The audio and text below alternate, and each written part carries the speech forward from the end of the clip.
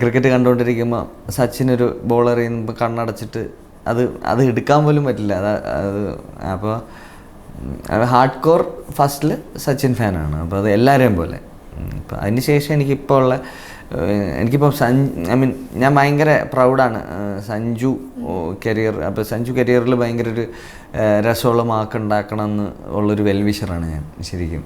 അപ്പോൾ പിന്നെ പ്രശ്നം കൂടി ഞാൻ പറയുന്നത് എല്ലാവർക്കും ഏത് പ്രൊഫഷനിലും അതിൻ്റെതായ സ്ട്രഗിൾ ഉണ്ട്. അപ്പോൾ ആളുടെ ഹാർഡ് വർക്കിൽ എനിക്ക് ഭയങ്കര ട്രസ്റ്റ് ഉണ്ട്. He'll be back.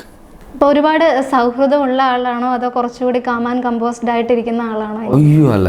എനിക്ക് ഒരുപാട് സുഹൃത്തുക്കളുണ്ട്. എനിക്ക് ഒറ്റയ്ക്ക് നിന്ന് എല്ലാ കാര്യങ്ങളും തീരുമാനമെടുത്ത് എല്ലാ കാര്യങ്ങളും അങ്ങനെ എനിക്ക് ഒറ്റയ്ക്ക് ഇരിക്കാൻ പറ്റാത്ത ഒരാളാണ്. ഞാൻ ഭയങ്കര ഡിപ്പെൻഡൻ്റാണ്. ചിലപ്പോൾ ഏതെങ്കിലും തരത്തിലൊരു അഭിപ്രായം കൊണ്ടെങ്കിൽ ഞാനൊരു ഡിസിഷൻ എടുത്താൽ പോലും എനിക്ക് ഭയങ്കര അടുത്ത സുഹൃത്തുക്കളോട് ഞാൻ ഇങ്ങനൊരു ഡിസിഷനാണ് എടുക്കുന്നത്, നീ അവിടെ നിന്ന് നോക്കുമ്പോൾ നിനക്ക് കാണുന്ന പ്രോസ് ആൻഡ് കോൺസ് എന്താ. അപ്പോൾ ചിലപ്പോൾ അവർ പറയുന്ന ഒരു ഇൻസൈറ്റ് നമ്മുടെ ഡിസിഷനിൽ നിന്ന് തന്നെ ചേഞ്ച് ചെയ്തിട്ടുണ്ട്. കാരണം അത് കൺവിൻസ്ഡ് ആയിട്ട് ഇല്ല തർക്കിക്കാമല്ലോ നമുക്ക്. അപ്പോൾ ആ ബ്രൂട്ടലി ഓണസ്റ്റ് ആയിട്ട് അങ്ങോട്ടും ഇങ്ങോട്ടും നല്ല ട്രാൻസ്പെറൻസി ഉള്ള സുഹൃത്തുക്കളുള്ളത് എനിക്ക് ഭയങ്കര ഗുണമായിട്ടുണ്ട് ത്രൂ ഔട്ട് ദ ജേണി. ഇപ്പോഴും ഇപ്പം ഞാൻ ചേട്ടൻ്റെ വർക്കുകൾ ഏറ്റവും കൂടുതൽ നോട്ട് ചെയ്യുന്നത് സത്യത്തിൽ ഇൻസോംനിയ നൈറ്റ്സ് ആണ്.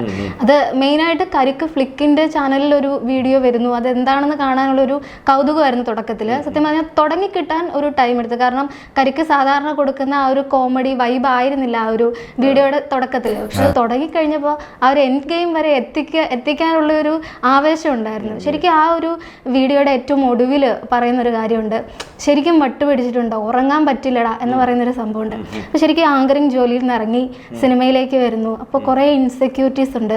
തുടർച്ചയായിട്ട് സിനിമകൾ കിട്ടാത്തതിൻ്റെ പ്രശ്നങ്ങളുണ്ടാവും, മറ്റു പല കാര്യങ്ങൾ, ഇപ്പം ഫിനാൻഷ്യൽ ആയിട്ടുള്ള പ്രശ്നങ്ങളുണ്ടാവും. അപ്പം അങ്ങനെ ഉള്ള ഒരു ഇൻസോംനിയ നൈറ്റ്സ് ഒരുപാട് തരണം ചെയ്തു പോയിട്ടുണ്ടാവില്ലേ? ഇൻസോംനിയ നൈറ്റ്സ് ഡെഫിനറ്റ്ലി ഫിലിം മേക്കേഴ്സിലേക്ക് ഒരു വിസിബിലിറ്റി എന്ന പ്രൊജക്റ്റാണ്.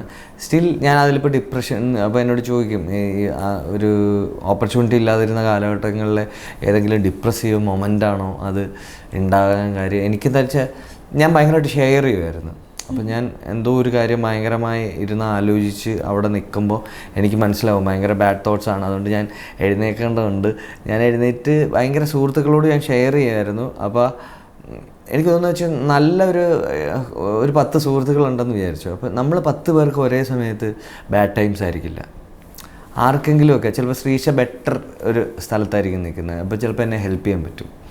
അപ്പോൾ അങ്ങനത്തെ ചിലപ്പോൾ എൻ്റെ ഒരു ബെറ്റർ ടൈമിൽ എൻ്റെ സുഹൃത്തിനായിരിക്കും അതിനൊരു ലോ ടൈം. അപ്പോൾ അങ്ങോട്ടും ഇങ്ങോട്ടുള്ള ആ ഷെയറിങ്ങും ബാലൻസിങ്ങും ആണ് ഞാൻ ഭയങ്കര ഡിപ്രസീവ് ഫേസിലേക്കോ അല്ലെങ്കിൽ എന്താ പറയുന്നത് ഭയങ്കര സെൽഫ് ഡിസ്ട്രക്റ്റീവായിട്ടൊന്നും ഞാൻ പോയിട്ടില്ല. അപ്പോൾ അതെന്നെ ഹെൽപ്പ് ചെയ്തിട്ടുണ്ട്. ഫ്രണ്ട്സ് ശരിക്കും അങ്ങനെ എടുത്തു പറയാൻ പറ്റുന്ന ഫ്രണ്ട്സ് ആരൊക്കെയാണ്? ഇത് ഇൻഡസ്ട്രിയിലാണോ അതോ? അല്ല, ഇഷ്ടംപോലെ. ഇപ്പോൾ ഇൻഡസ്ട്രിയിൽ വന്നേക്കുന്നതിലും ഒക്കെ ഫ്രണ്ട്സ് ഉണ്ട്. ബട്ട് സ്റ്റിൽ വർഷങ്ങൾ കൊണ്ട് കൂടുള്ള ഇപ്പോൾ ഞാൻ YB കഫേയിൽ എനിക്ക് കുറേ സുഹൃത്തുക്കളുണ്ട്. അപ്പോൾ അതെന്നെ ഹെൽപ്പ് ചെയ്തിട്ടുണ്ട്. പിന്നെ യെസ് അതൊക്കെ അവിടുന്ന് വരുന്ന നമ്മുടെ തന്നെ പ്രോഡക്ട്സ് ആണ്. അപ്പോൾ അതല്ലാതെ തന്നെ ഇപ്പോൾ KV, മൃദു, രാഹുൽ, ഇപ്പം സതീഷ് ചേട്ടൻ, രശ്മി ചേച്ചി, ഇന്ദു, അങ്ങനെ കുറേ ഫാമിലി, ഭയങ്കര ഫ്രണ്ട്സ് എന്നല്ല ഫാമിലി എന്ന് പറയാവുന്ന കുറേ ആളുകളുണ്ട്. അപ്പോൾ എനിക്ക് ഒരു സ്ഥലമല്ലാതെ മറ്റ് സ്ഥലങ്ങളിൽ എനിക്ക് അങ്ങനത്തെ ക്രൗഡുണ്ട്. ഭയങ്കര വെൽ വിഷേഴ്സ് ആയിട്ടുള്ള ഭയങ്കര കാര്യങ്ങൾ മുഖത്ത് നോക്കി പറയുകയും എല്ലാ കാര്യങ്ങളും കുറച്ചും കൂടെ ട്രാൻസ്പെറൻ്റ് ആയിട്ട് ഷെയർ ചെയ്യുകയൊക്കെ ചെയ്യുന്ന സ്ഥലം. പിന്നെ ക്രിറ്റിസിസവും ട്രോളും അപ്പോൾ എനിക്ക് പുറത്തുനിന്ന് ഒരാൾ അങ്ങനെ ട്രോൾ ചെയ്യാൻ എന്നെ കാര്യമായി ബാധിക്കുമെന്ന് എനിക്കറിയില്ല. കാരണം ഞാൻ നല്ല ഹില്ലേരിയസ് ട്രോളിൻ്റെ നടക്കുന്നുണ്ട്. ബട്ട് അതേസമയം തന്നെ വർക്ക് ബെറ്റർ ആകുമ്പം ജെന്യൂനായിട്ട് കോംപ്ലിമെൻ്റ് ചെയ്തിട്ടുമുണ്ട്. ഇറ്റ്സ് ഗുഡ് മാൻ എന്ന് പറഞ്ഞിട്ടുമുണ്ട്. ഇപ്പം അതുപോലെ തന്നെ ഈ അനാട്ടമി ഓഫ് എ കാമുകൻ എന്ന് പറയുന്നത് ശരിക്കും പറഞ്ഞാൽ ഒരു തുടക്കം ആഗ്രഹിക്കുന്ന ഒരാളുടെ വെഴ്സാറ്റൈൽ ആയിട്ടുള്ള പെർഫോമൻസ് ഷോക്കേസ് ചെയ്യാൻ പറ്റുന്ന ഒരു ഇതായിരുന്നു. അതുപോലെ തന്നെ ഗൗതം വാസുദേവ് മേനോൻ്റെ പ്രൊഡക്ഷൻ അതെങ്ങനെയാണ് അതിലേക്ക് എത്തിയത്? അമൽ തമ്പിയും ഞങ്ങളൊക്കെ ഏകദേശം ചില സ്വഭാവങ്ങൾ കൊണ്ട് ഒരുപോലെ എന്ന് പറയാമെന്ന് വെച്ചാൽ ഒരു ഫിലിം മേക്കറെ പോയി കണ്ട് അദ്ദേഹത്തിനോടൊരു ചാൻസ് ചോദിച്ച് അങ്ങനത്തെ ഒരു സ്കില്ല് എനിക്ക് ഭയങ്കര കുറവായിരുന്നു ആ സമയത്ത്. അപ്പോൾ അതുപോലെ തന്നെ ഒരു പ്രൊഡക്ഷനെ പിച്ച് ചെയ്യാനും ബാക്കിയുള്ള ഒരു ആക്ടറിൻ്റെ ഡേറ്റ് എടുക്കാനും ഒക്കെ അങ്ങനത്തെ ഇടിച്ച് കയറി ഭയങ്കര വൈബ്രൻ്റായിട്ട് നിൽക്കുന്ന ആളല്ല അമലും. അപ്പോൾ എന്നാൽ നമുക്ക് വർക്ക് ചെയ്യണമെന്നുണ്ട്, നമുക്ക് കുറച്ചൊക്കെ പ്രോസസ്സ് അറിയാം. അങ്ങനെ നിന്നപ്പോൾ ഞങ്ങൾ അന്ന് ആനന്ദ് മന്മഥൻ്റെ ഞങ്ങളെല്ലാവരും കൂടെ വെറുതെ ഒരു പണിയില്ലാതെ വെറുതെ ഇരിക്കുമ്പോൾ ആനന്ദ് മന്മഥൻ എന്ന് പറഞ്ഞൊരു ആക്ടറുണ്ട്. ഇപ്പോൾ നമ്മൾ ജയ ഹേയിലൊക്കെ ദർശനയുടെ ബ്രദറായിട്ടൊക്കെ അഭിനയിച്ചു. അപ്പം ആളൊരു പരിപാടി ചെയ്തേക്കാണ്, അതായത് ഡിഫറെൻറ്റ് ടൈപ്പ് ഓഫ് കള്ളുകൂടിയന്മാർ.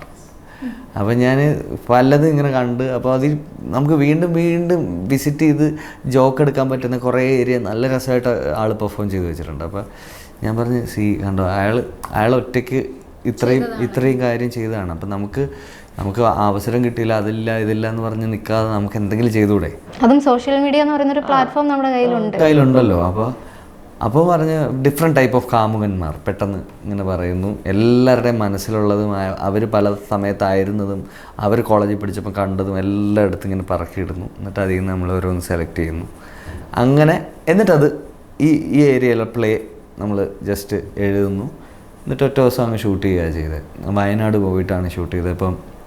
ഇപ്പോൾ നമ്മൾ പ്രിയനോട്ടത്തിലൊക്കെ ചെയ്ത് ഉണ്ണി, പിന്നെ സന്ദീപ് എന്ന് പറഞ്ഞൊരു മച്ചാനുണ്ട്, അമിത്, അവരൊക്കെയാണ് 3 സിനിമാറ്റോഗ്രാഫേഴ്സാണ് ഈ ഷൂട്ട് ചെയ്തത്. അപ്പോൾ അങ്ങനെ കുറേ സ്ഥലം ഇങ്ങനെ ഷൂട്ട് ചെയ്ത് ഞങ്ങൾ ഔട്ടൊക്കെ വന്നതിന് ശേഷം ഓൺ ഡ്രൈവ് അയച്ചു കൊടുത്തിട്ട് അവിടുന്ന് വെങ്കട്ട് സാറ് വിളിച്ച് പറഞ്ഞു ഗൗതം സാർ ഇവിടെ കണ്ടിട്ട് നമ്മളൊരു ഡിസിഷൻ എടുക്കാം, അവർ കണ്ടിട്ടില്ല എന്ന് പറഞ്ഞു. പിന്നെ ഒരു ദിവസം എന്നെ അമൽ വിളിച്ചിട്ട് പെട്ടെന്ന് പറയുന്നത് വെച്ചാൽ എന്നെ ഗൗതം മേനോൻ വിളിച്ച്.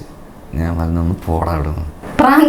പ്രാങ്ക് പിന്നെ അല്ലാതെ ഗൗതം മേനോൻ നമ്മളെ വിളിച്ചിട്ട് അതായത് അങ്ങനത്തെ ഒരു കോൺസെപ്റ്റാണ്. അപ്പോൾ അവൻ്റെ എക്സൈറ്റ്മെൻറ്റും അവൻ്റെ ബ്രീത്തും ഒക്കെ കേട്ടപ്പോൾ എനിക്ക് പ്രാങ്കായിട്ട് ഫീൽ ചെയ്തില്ല. ഞാൻ പറഞ്ഞു അവിടെ കാര്യമായിട്ടാണ് എന്ന് പറഞ്ഞു. അപ്പോൾ ഞാൻ ഇവിടുന്ന് നേരെ അവിടെ ചെന്നപ്പോൾ പറഞ്ഞ് ഒണ്ടറാഗയിൽ പുള്ളിക്ക് അത് ഭയങ്കര ഇഷ്ടപ്പെട്ടു.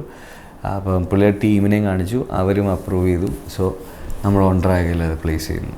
അങ്ങനെയാണ് അത് ഗൗതം മേനോൻ പ്രസൻസ്. അത് ഫിനാൻഷ്യൽ സൈഡിൽ അദ്ദേഹം നിന്നു എന്നല്ലാതെ ഷൂട്ട് ലൊക്കേഷൻ ഇല്ല നമ്മൾ ഔട്ടാണ് അങ്ങനെയാണ് അത് പുള്ളി പ്രസന്റ് ചെയ്യാൻ. പക്ഷേ അദ്ദേഹത്തിന്റെ സിനിമയുടെ ഒരുപാട് റെഫറൻസ് ഉണ്ടല്ലോ, അത് ഓൾറെഡി അത് ഓൾറെഡി അങ്ങനെ വന്നു. ഒരു സോങ്ങോ 2 സോങ്ങോ ആണ്ട് ഒണ്ടറാഗയാന്ന് പറഞ്ഞപ്പോഴത്തേക്ക് നമ്മളത് ഷൂട്ട് ചെയ്തിട്ടുണ്ട്. അതിൽ അഡീഷണൽ നമ്മുടെ ഒരു ട്രിബ്യൂട്ട് പോലെ. ഇപ്പം അതിൽ നോക്കിയിട്ടുണ്ടെങ്കിൽ ചേട്ടൻ നന്നായി പാടുന്നുണ്ട്. അതിൽ കുറേ പാട്ടുകളുണ്ട്. എനിക്ക് തോന്നുന്നു മധുസൂദൻ നായരുടെ കവിതകളുണ്ട്, അതായത് ഇരുളിൻ മഹാനിദ്രയിലുണ്ട്. അതുപോലെ എന്നെ താലാട്ടും സംഗീത പാട്ട് പാടുന്നുണ്ട്, മെരെ മെഹബൂബ ഉണ്ട്. അങ്ങനെ പാട്ടിനോട് എങ്ങനെയാണ് താല്പര്യം? പാട്ടിനോട് ഇന്നേ വരെ സ്കൂളിലോ കോളേജിലോ ഒന്നും പഠിച്ച് ആരെയും ഒരു പാട്ട് പാടി രസിപ്പിച്ചിട്ടില്ല. പക്ഷേ ഇങ്ങനത്തെ നമ്മൾ തന്നെ ട്രോള് കാണുമല്ലോ ആ പാട്ടും മറ്റു കാര്യങ്ങളൊക്കെ. അപ്പോൾ അതിൻ്റെ ആലാപനം അല്ലെങ്കിൽ അതിൻ്റെ സിംഗിങ് ക്വാളിറ്റി മോശമായാലും അത് വീണാലും അത് തമാശയിലേക്കേ വീഴൂ. അപ്പോൾ അങ്ങനത്തെ അതായത് എവിടെ വീണാലും നമ്മുടെ പർപ്പസിലേക്കേ വീഴൂ. അതുകൊണ്ടാണ് അങ്ങനെ ഒരു പാട്ടൊക്കെ. പക്ഷേ എനിക്ക് നല്ല പാട്ടായിട്ട് തോന്നിയത് പ്രത്യേകിച്ച് കവിതയിൽ ഇടയ്ക്ക് വരുന്ന ആ കോമഡി പുറത്തുനിന്ന് വരുന്നത് കൊണ്ടാണ് അതിലൊരു കോമഡി ആയിട്ട് തോന്നുന്നത്. അല്ലാതെ ആ പാട്ട് കേൾക്കുമ്പോൾ അത് കറക്റ്റായിട്ട് പ്ലേസ് ചെയ്തതായിട്ടാണ് തോന്നിയത്. ഓക്കെ, ആ സമയത്ത് തന്നെ ഞാൻ ഇങ്ങനെ അമലൊക്കെ ഇങ്ങനെ വന്നിരുന്ന് നമ്മളങ്ങനെ വൈബ് ചെയ്ത് ആ മൊമെന്റിൽ അപ്പോൾ ചെയ്യുന്നതാണ്. പിന്നെ ഫണ്ണായിരുന്നു. കാരണം ബേസിക്കലി ഫണ്ണ് ഷൂട്ട് ചെയ്യുമ്പോഴുള്ള കാര്യം എന്ന് വെച്ചാൽ അവിടുത്തെ വൈബും അവിടുത്തെ ഇതും എല്ലാം ഫണ്ണായിരിക്കും. സോ ശരിക്കും ഫൺ റൈഡായിരുന്നു ഞങ്ങൾ അത് ഷൂട്ട് ചെയ്തത്. പക്ഷേ ചിരിപ്പിക്കാനാണല്ലോ ഏറ്റവും ബുദ്ധിമുട്ട്. അപ്പോൾ അങ്ങനെയുള്ള ബുദ്ധിമുട്ടുകൾ നേരിട്ടിട്ടുണ്ട്? പ്രത്യേകിച്ച് നമുക്ക് ആ സമയത്തൊന്നും നമ്മളിത് ചിരിപ്പിക്കുമോ അല്ലെങ്കിൽ നമുക്ക് എന്ത് ഇമേജാണ് ആ സമയത്തുള്ള അങ്ങനെ ഒരു ഇമേജും ഇല്ലല്ലോ. നമുക്ക് അറ്റ്ലീസ്റ്റ് ചിരിപ്പിക്കാൻ പറ്റുമെന്ന് ശ്രമിക്കാം, എന്നിട്ട് പാളിയിൽ നമുക്ക് അടുത്ത പരിപാടി പിടിക്കാം, അത്രയല്ലേ ഉള്ളൂ.